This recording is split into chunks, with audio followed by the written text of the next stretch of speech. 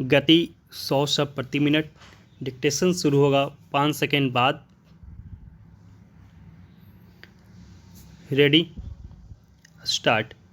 प्रधानमंत्री नरेंद्र मोदी ने शनिवार को दिल्ली में इंडिया मोबाइल कांग्रेस के दौरान देश के चुनिंदा शहरों में 5G लॉन्च करने की आधिकारिक घोषणा कर दी।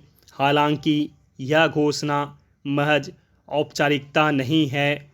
देश के 8 शहरों में सीमित अर्थों में ही सही 5G सेवाओं की शुरुआत हो गई है, मगर फिर भी यह अभी सांकेतिक ही है। देश भर में 5G की सीमलेस सर्विस मिलने में करीब 2 साल और लग सकते हैं।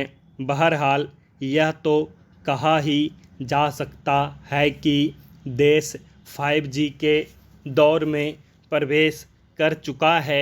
मोबाइल फ़ोन और ख़ासकर इंटरनेट ने हमारी ज़िंदगी और इकनॉमी को पिछले कुछ वर्षों में जितने महत्वपूर्ण ढंग से प्रभावित किया है, उसे देखते हुए अब यह कल्पना करना मुश्किल नहीं है कि 5G के आने से हमारे जीवन की गुणवत्ता कितनी बढ़ जाएगी। अगर सस्ते मोबाइल डेटा ने व्यापक आबादी के हाथ में इंटरनेट नहीं पहुंचाया होता, तो कोरोना महामारी से उपजी चुनौतियों से निपटना कितना मुश्किल होता, इसका अंदाज़ा हम सहज ही लगा सकते हैं। चाहे घर बैठे ज़रूरत के सामान ऑर्डर करने की बात हो या उस ऑर्डर को फॉलो करते हुए घर की दहलीज तक उन सामानों को पहुंचा जाने की, और घर के ही एक कमरे को ऑफिस और दूसरे कमरे को बच्चों का क्लासरूम बनाने की बात हो, या वीडियो कॉल के ज़रिए पेशेंट को देख उसकी परेशानी समझकर दवाएं देने की।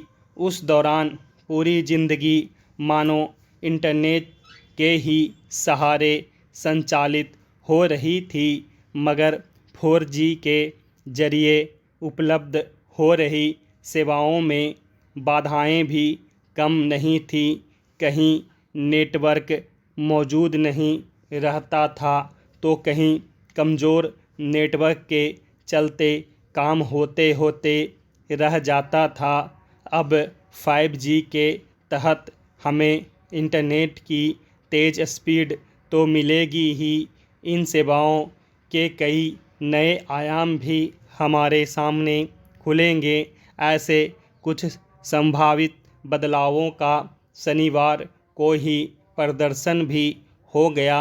5G कैसे दूरी और समय के कॉन्सेप्ट को बदल देने की क्षमता रखता है, इसका उदाहरण यह देखकर मिला कि प्रधानमंत्री ने दिल्ली में बैठे बैठे उस कार को ड्राइव किया जो स्वीडन में थी।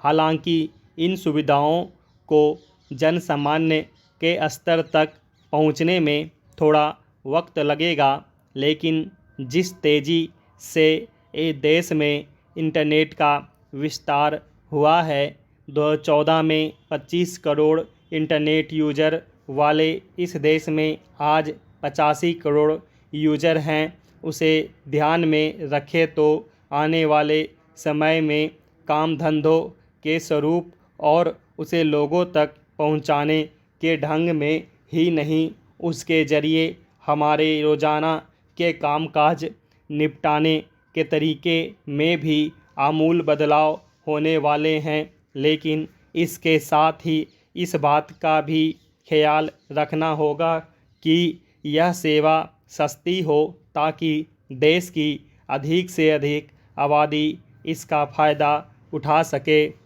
इस सामंती पृष्ठभूमि के साथ इतिहास की सुंदर करवट है कि दो सामान्य गैर रजवाड़ी गुर्जर माली परिवारों के लोग राजस्थान के नेतृत्व की लोकतांत्रिक लड़ाई लड़ रहे हैं। यह निस्संदेह कांग्रेस जनित विमर्श का सकारात्मक पक्ष है। राजनीतिक परिवार बनाम राज परिवार की बहस राजस्थान के राजनीतिक सामाजिक गलियारों की सतत बहस है। अक्सर चर्चा होती है कि राज परिवार की तरह ही राजनीति होनी थी तो हमने लोकतंत्र क्यों चुना। रजवाड़ों से सहानुभूति रखने वाली धारा यदा कदा मुखर भी होती है, पर वह राजस्थान की सतत अंतःसलीला है। सामंती परंपरा की निरंतरता में एक दिलचस्प तथ्यात्मक कोण को नज़रअंदाज नहीं किया जा सकता है कि 2 बार की मुख्यमंत्री रानी साहिबा यानी वसुंधरा राजे सिंधिया का राज केवल बीजेपी राज नहीं होता। यह उनकी खूबी है और बीजेपी संघ दृष्टि से बड़ी कमी भी कि उनके राज में एक विशिष्ट इंक्लूसिवनेस होती है। एक तथ्य यह भी है कि राजस्थान में हवा के रुख के मुताबिक चलने वाला मतदाता अशोक गहलोत और रानी साहिबा में ज़्यादा भेद नहीं करता।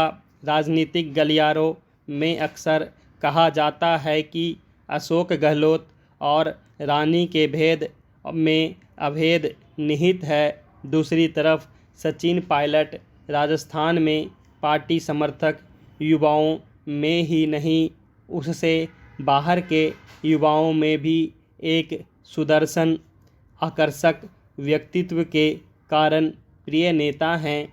जब वह पहली बार सांसद का चुनाव लड़ रहे थे, मैंने एक पत्रकार के रूप में एक समाचार पत्रिका की ओर से इंटरव्यू के लिए फ़ोन किया। प्रचार अभियान के बीच पहली बार में बात नहीं हुई, पर उन्होंने एक अपेक्षाकृत नए पत्रकार को बिना मैगजीन का नाम जाने भी वापस कॉल किया। अच्छी बातचीत हुई।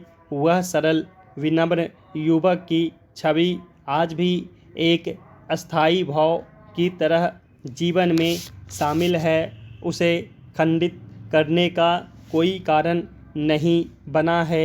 सचिन पायलट की कामनाएं, महत्वाकांक्षाएं और प्रयास उनका वाजिब डेमोक्रेटिक अधिकार है।